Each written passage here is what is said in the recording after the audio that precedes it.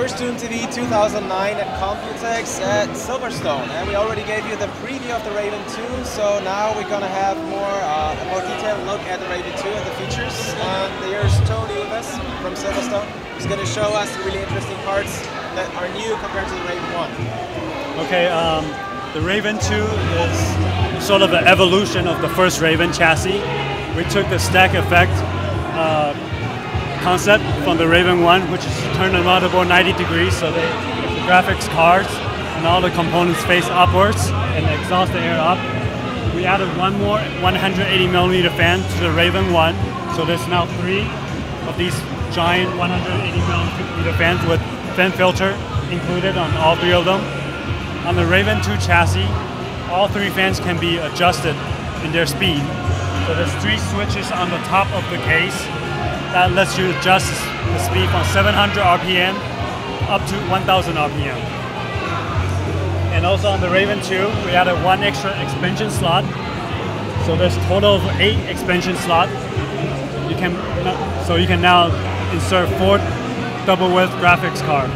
So what we have here is a system running 4 different cards running folding applications. What's new is that we got 3 180mm fans that are producing around 100 CFM and are still really quiet at like 80 decibel. And if you need more cooling performance, you can adjust them up to 1000 RPM for 130 CFM of air.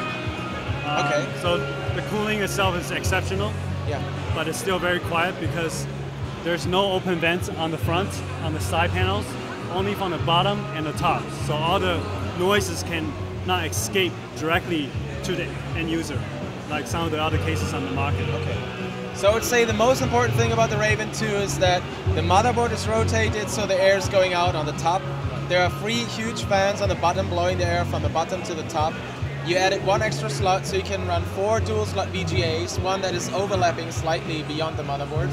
And yeah, the fans can be controlled from the top with switches, or they can be controlled via smart fan from the motherboard. There's more than enough space for a huge power supply. Right. You have the 1500 in there now, there's more space more even. room. Yep.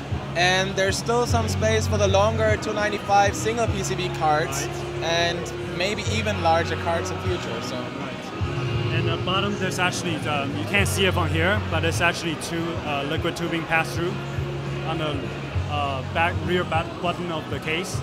If you want to replace the fan with radiators, you can still do that. Also, the front has 8 5¼ drive bays, with 3 of these drive bays taken up by a hard drive cage that lets you install 3 hard drives. If we go to the other side of the cage,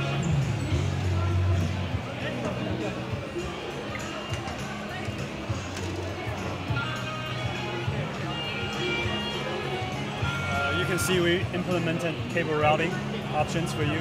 It's actually pretty easy to route cables in this case. There's an extra bracket that will include the case for you to install 2.5-inch hard drive. And there's also, of course, a cutout here.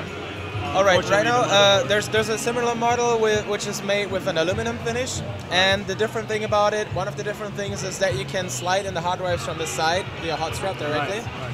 But on this one, actually, you just told me that you can remove the front panel, the cage, and you can slide the whole hard drive cage out to the front, so you don't have to take the motherboard out or the VGAs out to put a new hard drive in there or replace it. Yeah, another nice thing about this is that actually you have all the important things on the top, right? And you have a very, very basic button system to slide in optical drives, DVD drives, 5.25-inch, and very nice button system to open the case itself, right? A little extra. And you have dust filters everywhere, yeah.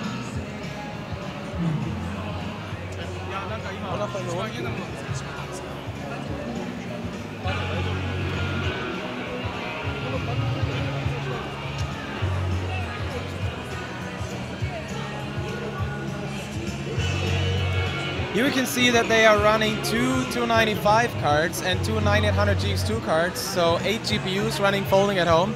And if you see on the top, on the back of the VGAs, they actually had to trick the VGAs into believing there's something connected so they could run all the cards together. And the performance is pretty good. They originally wanted to use 4 295 cards, which is possible as well, but they couldn't get that many cards from NVIDIA.